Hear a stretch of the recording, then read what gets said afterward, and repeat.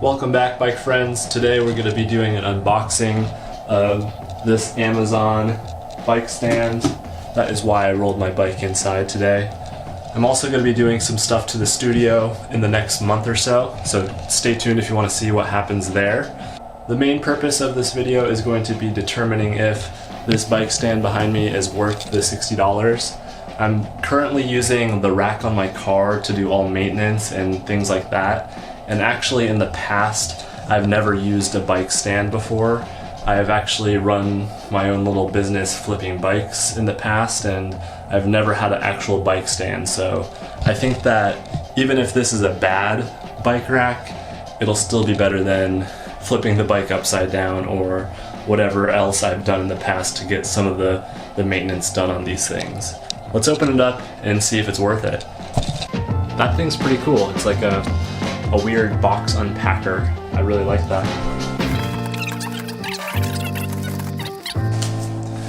Sorry that the studio isn't really up to par with a lot of other people's, but one day it'll be pretty nice. I'm going to be putting down plastic on this carpet, or not plastic, but a harder work material so that I could do bike videos inside where I have good lighting and it's always consistent. Let's keep opening this box. Like I was saying, I hope the assembly of this bike rack isn't too difficult. Let's go ahead and see what is inside the box and try to determine if it's going to be really tricky to get everything put together. So we have the dish, it looks like. This is like a tool dish. We have what looks to be a clamp, and then the main piece in there, along with another long shaft. Everything feels pretty sturdy, I'm not gonna lie. 1, 2, 3, 4, 5. Doesn't look too difficult to assemble.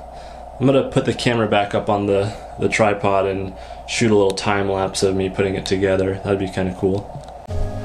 Full disclosure, I am not looking at any directions to put this thing together. Let's see if I could do it without that.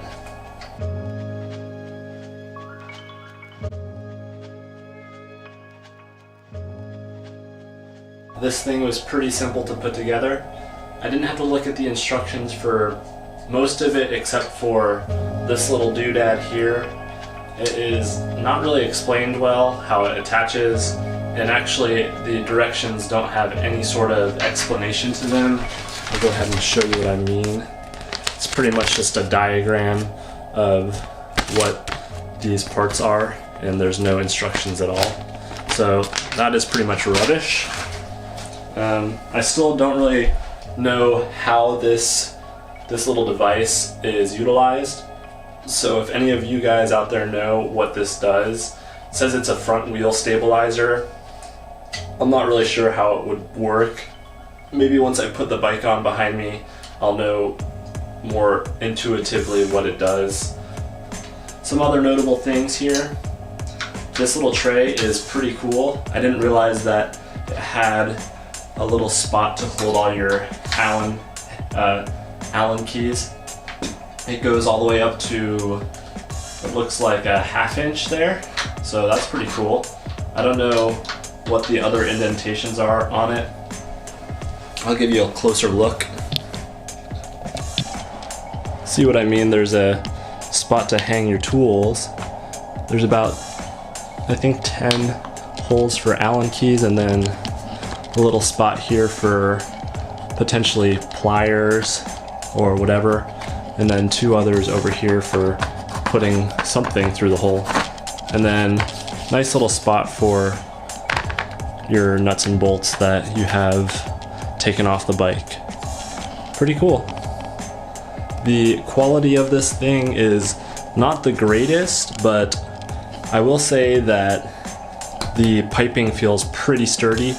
The plastic, however, is not the most rugged feeling. It seems that it'll do the job though. I can't see that there is much more that they could have produced with plastic, because it does feel pretty hard. Just the fact that it's made out of plastic is kind of iffy to me, but it'll do the job. Here we have an adjuster. It looks like it releases this geared mechanism here, which in turn lets this mounting head pivot to a 90-degree position or a 180-degree position. Seems pretty cool, actually. I don't know how well it's gonna hold up. Hopefully it does a good job. I'll do a review in a few weeks after I've utilized this stand more. I don't know if you heard me before in the video, but I'm going to be putting down a work floor in here, and actually behind here in this closet there is a world of imagination. It's kind of like the Chronicles of Narnia back there. I think that's what the movie's called. Well, there's a lot of stuff back there, and it's all tool related, so it's not very organized, and I plan to put a workbench back there so that this whole wall will be somewhat of a backdrop. It's gonna be pretty cool, and I hope that it works out. I've already measured the stuff from Harbor Freight to make sure that it will indeed work.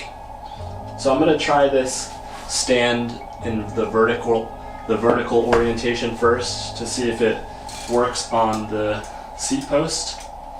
Have to loosen it up first and then drop it in. I don't know how I feel about this orientation, to be 100% honest. It doesn't seem as though a vertical orientation is going to work with this clamp. I don't know why they would give it the option to rotate like it does. It just doesn't seem like it is designed to take the weight of something in this orientation. I'm actually kind of, yeah, there we go. Seems like it was not liking that at all. So avoid using this rack on the seat post. You just want to turn it the other way. I'll show you exactly what I mean. I'm not terribly upset about the way that this is going to mount to this bike stand, but I will say that this is not the easiest of methods for mounting anything that I've, I can't even get it on there right now.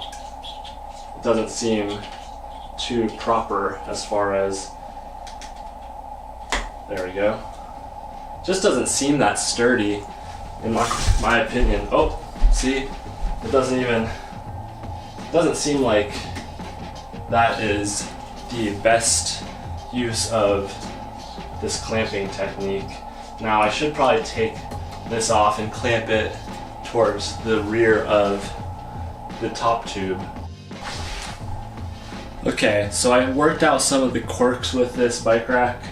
Make sure that you have the feet lowered all the way. I'll show you what I mean.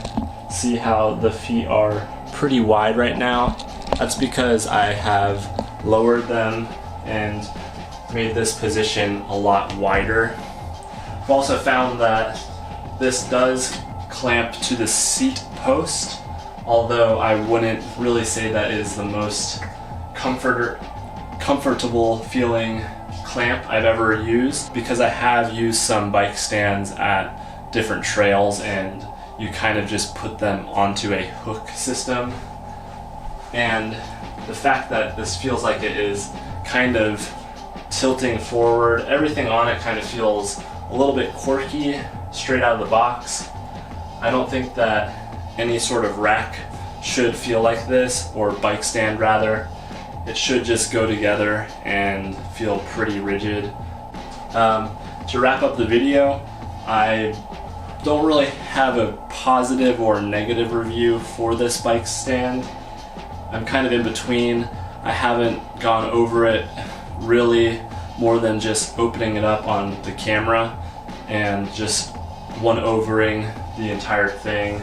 Everything seems to be together properly, so I don't see that there's anything wrong with how I put it together, and for that reason I think that it's a little bit subpar in the quality because it is saggy and floppy in certain areas, like this clamp and the joints where the plastic pieces are coupling to the piping. Don't really know what to expect long term for it, but I will be keeping it just so that I could share with you guys if it is worth it, or if you spend the $150, I believe, for the Park tool. I'll put the picture and the price up here somewhere. Anyways, I hope that it helps you out. I think that for $60, if you're an Amazon Prime member, it's kind of worth it, and you get a stand that should work. If you want to see a more in-depth review of this stand rather than just a first impressions, please let me know. I'll do that because I'm curious myself. I'll be using it, so I might as well just share with you guys. And like I always say, whatever happens in life, it will roll on, and it's better on a bicycle. Please click that little guy right here to subscribe to my channel, and maybe watch the video right here if you want to see something else cool that I've made. I'll see you next time. Maybe on the trail.